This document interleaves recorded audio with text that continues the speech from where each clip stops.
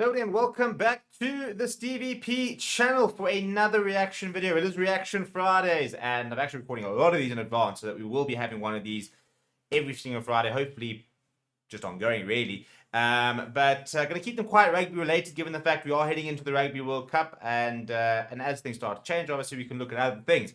But today we're going to be looking at: are we going to see the return of what could become the best player in the world? Aphiwe Dyantyi is back. He's in training over there at the Sharks. There are photos of him at training, which is very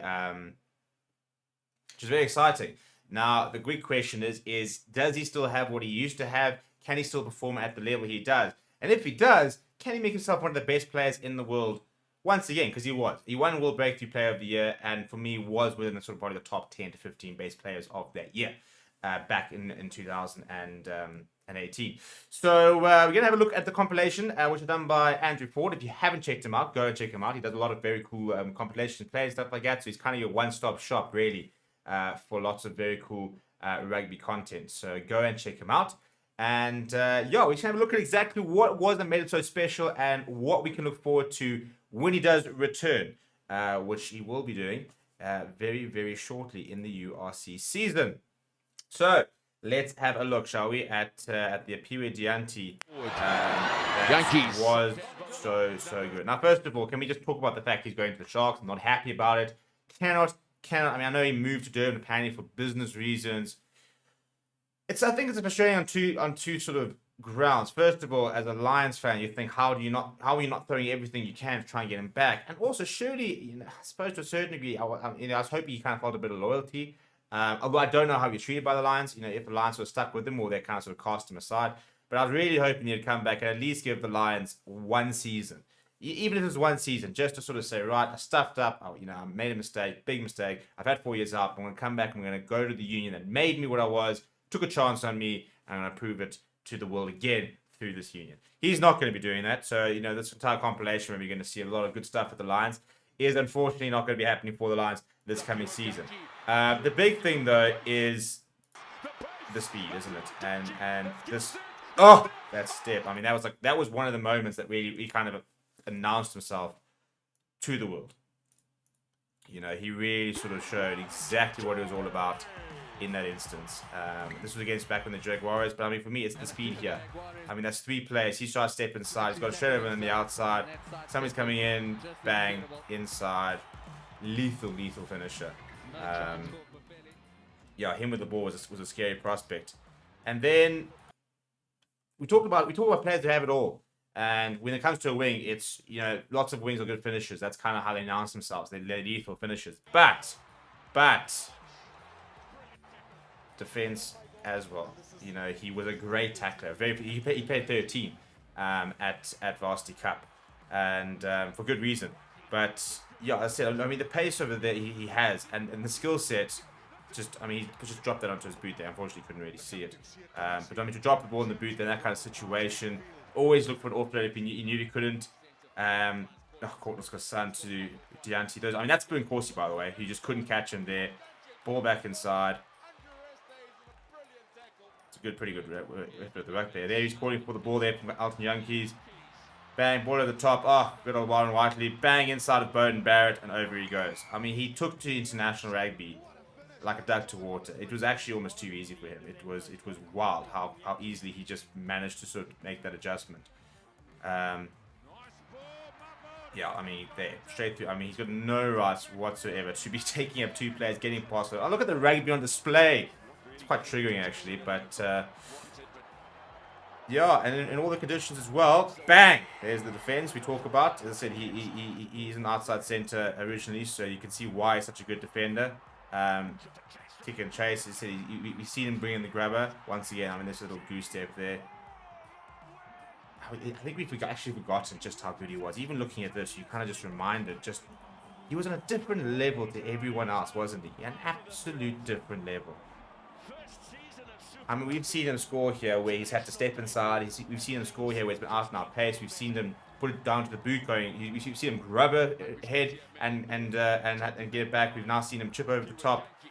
Once again, sees the space. Bounce to the rugby ball is favourable there. And I'll tell you something about him is that his confidence level, for somebody who didn't come up through the traditional sort of um, rugby sort of pipeline.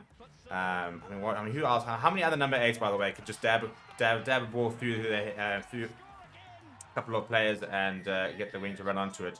But the confidence, somebody I said, he didn't come through your traditional sort of under 20, it's in a 20 Craven Week stuff and like that. You know, he actually had to make. He went from Res League obviously to Varsity Cup, and then the Lions kind of took a bit of a gamble and said, well, this kid is absolutely tearing up Varsity Cup. Let's see what he can do. Bang to Super Rugby. Or to Currie Cup, looked ridiculous. Bang to Super Rugby, looked incredibly comfortable. And I've seen very few players who have gone onto the international stage and looked as comfortable as he has. Now, a lot of people are now saying that it was all because of the substances that he was eventually banned for, which I don't think. I mean, I think that's a pretty poor analysis. I think it's far too easy to sort of just dismiss everything he did as simply there were performance-enhancing drugs involved. I mean, like that. What we've seen today, for example, yes, the big question will be, will he be as fast? Will he be as athletic? Because that's the whole sort of performance enhancing. The reason I think that, we shouldn't be afraid, and I think he can get back to that level, is there are certain things that performance enhancing drugs can't give you that he has. His awareness of space, his skill set, for example, the way he catch. I mean, to come inside there, that small little difference, instead of going to the side, remove that sort of touchline as an extra defender. The handling he's got, the kick and chase, for example, that has got nothing to do with whatever you're putting in your body. That is a skill set that you either have it or you don't.